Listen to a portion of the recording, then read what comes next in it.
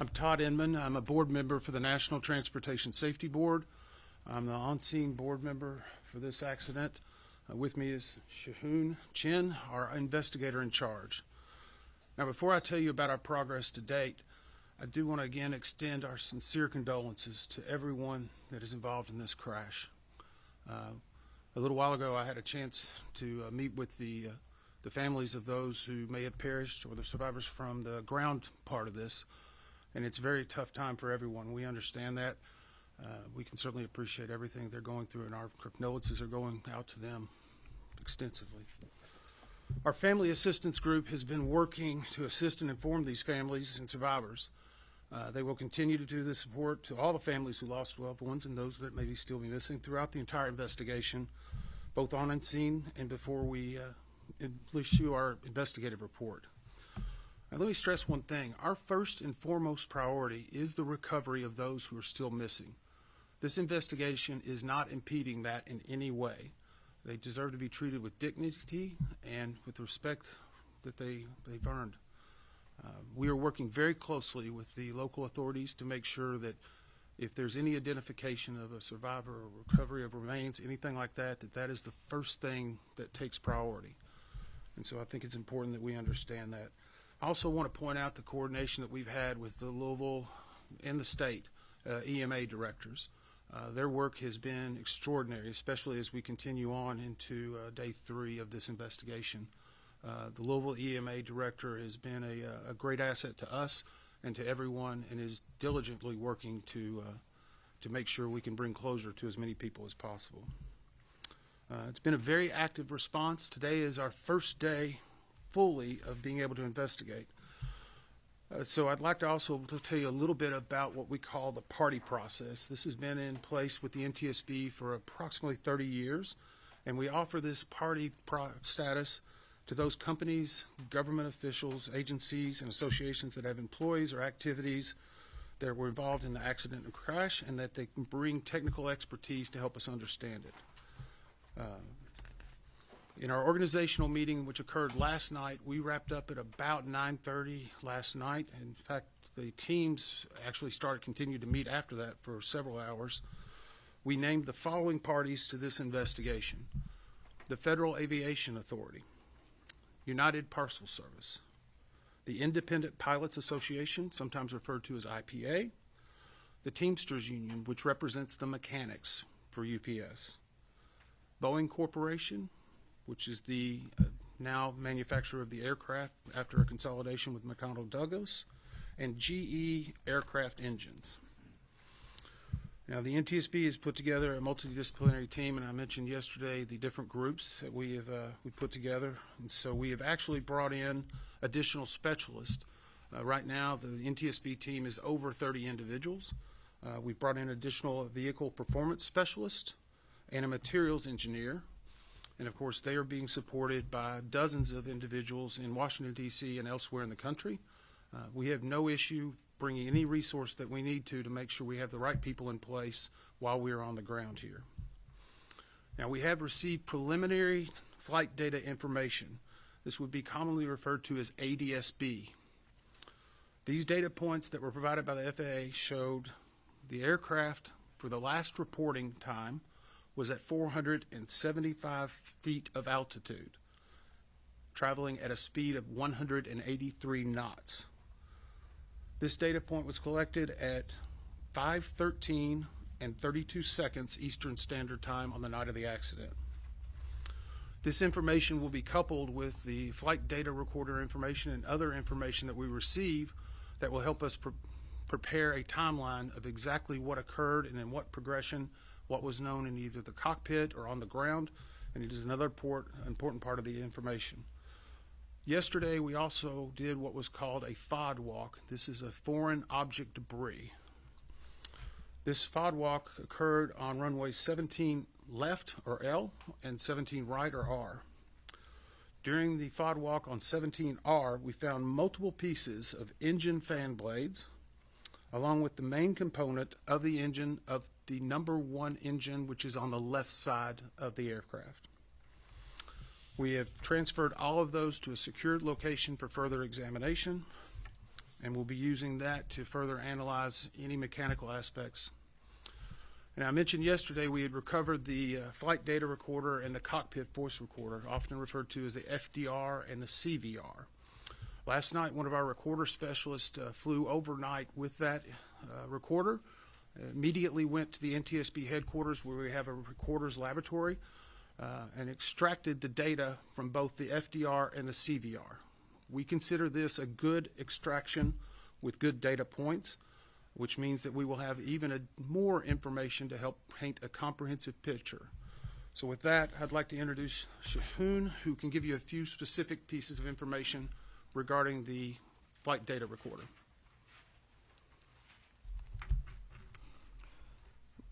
Both recorders were recovered and disassembled at the NTSB Recorders Lab in Washington, D.C. The FDR, or the flight data recorder, download was successful. It had about 63 hours of data over 24 flights, which included the accident flight. This FDR recorded about 420 parameters.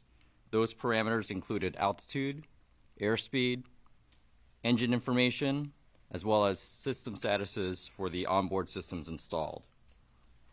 The NTSB will form an FDR group at Washington, D.C. at our headquarters in the coming day. The CVR, or the cockpit voice recorder, was also successfully downloaded. That contained about 2 hours of audio, which included the accident flight.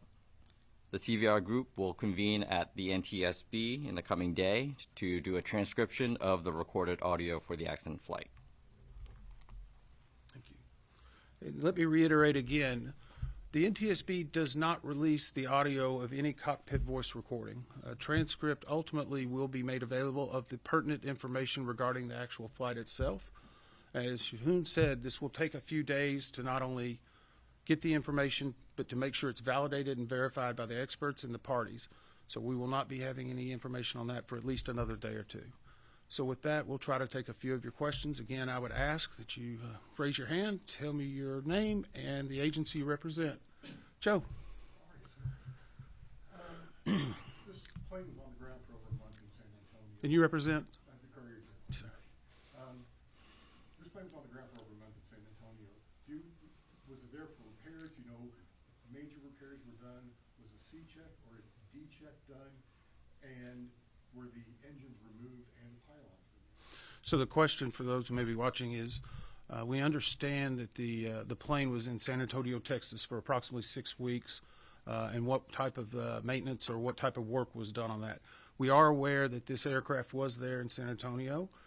We have actually started to pull those records down. We have a specific group that is that has experts in not only maintenance but repair, job cards, and all of the requirements of that. We're currently downloading that information and going back, and we will actually, as part of the investigative process, we will go back even further from that to get additional pertinent details about certain inspections and checks based on the age of the aircraft, and we will move forward and we will look at every piece of maintenance that was done, even from the San Antonio time all the way to the date of the flight. So those are pertinent and important information. We're aware of it, but it's going to be a laborious process to go through everything, especially whenever you're talking about 6 weeks of being there. We're also pulling CCTV information from the field to be able to understand anything that was being done around the aircraft in the days leading up to it. Yes, ma'am. Valerie Chen with WSBT News. There were reports that the plane was delayed that day as the engine was being worked on. Can you confirm that, and what details do you have? So the question was, there's reports regarding delays in regard to the engine before the flight. We've queried, and UPS has told us at this time there were no maintenance work done on the aircraft in question immediately prior to the flight that would delay it in any way, shape, or form. Obviously, one of our jobs is to make sure we verify anything that we may learn through multiple sources, but nothing to this point has been presented to us to dispute that. So our belief is today that there was not a maintenance issue regarding that aircraft prior to the flight subject. Tom? Mr. Redmond, there was some reporting to suggest that the crew of that plane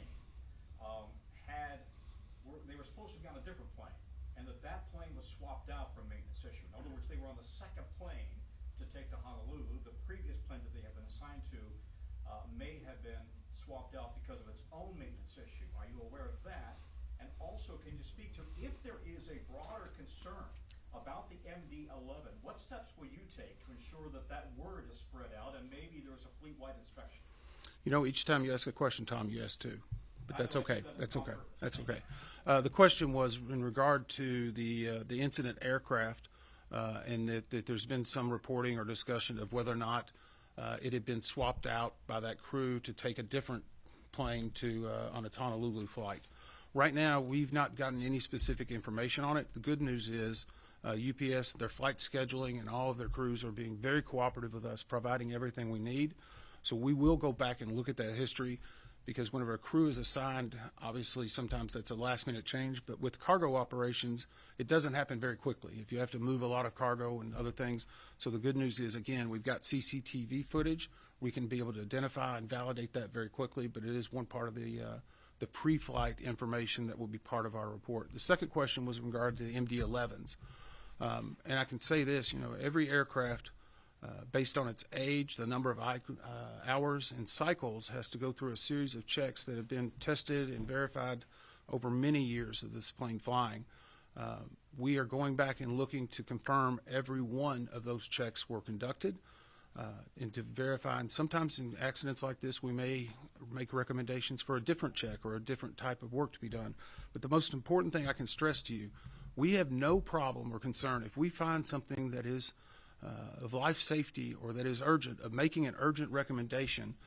To date, we have not found anything that would indicate we need to take that action, but we have no problem making that recommendation immediately when we find information that could help the traveling public and make them safer. Yes, ma'am. Alexis Matthews, WLKY News. As far as your investigation and prioritizing those people who are unaccounted for right now, do you treat the plane victims and the victims on the ground the same in your investigation, or are they classified differently? So the question is in regard to the plane victims and the victims on the ground. Let me again stress, we are not involved with the coroner's operation, the medical examiner, or the emergency management association. Sometimes in the course of the way we brief families, we may conduct separate briefings just because they have a different set of questions and concerns and issues. As I said earlier, earlier today, I briefed the families of those who were on the ground. There were approximately 50, 60 people. It's a tough situation. It's hard. Their main issue is, where's my loved one? Because right now no one's been identified. After this conference, I will be briefing the families of those that were on the plane itself. So the only real differentiation for us is how they receive the information, which may be pertinent to what they need, especially in the early days of an investigation. Yes, sir. Two more questions, please. Conrad Delush with WHAS. As part of the investigation into this, is there going to be an attempt to reconstruct the entire plane, or even just the left wing where the engine fell off? So the question was, will there be an effort to reconstruct the entire plane or just the engine?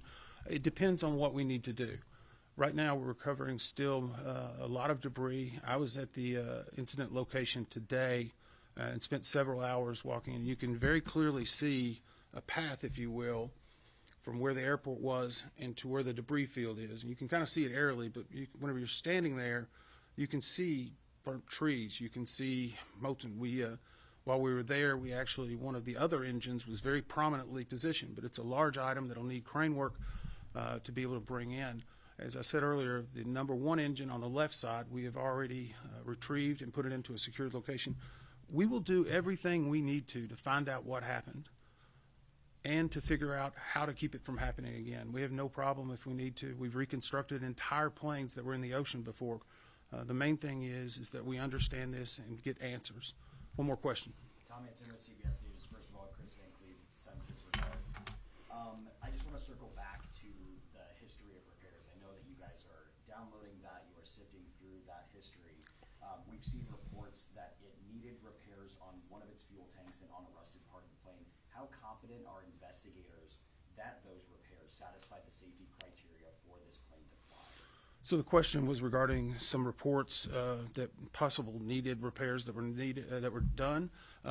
every aircraft operates with what in an airline, such as UPS, operates with what they call a minimum equipment or minimum requirements. The parameters can change based upon what the necessity is, because sometimes you can have something that maybe a light is out and it's still safe to fly. So there's a lot of information. The good news is we have a number of MD-11 pilots and mechanics that are all certified or instructors. Last night during our organizational meeting, the parties that were named to it and the individuals all had to give their background. We have hundreds of years of experience on the MD-11 and its maintenance, so I feel very comfortable that those experts are going to be able to see if any repairs should have been done or not. And again, if it's something we learn from this investigation, we have no problem making an urgent recommendation in order to correct the future activities to ensure the traveling public is safe. Thank you very much.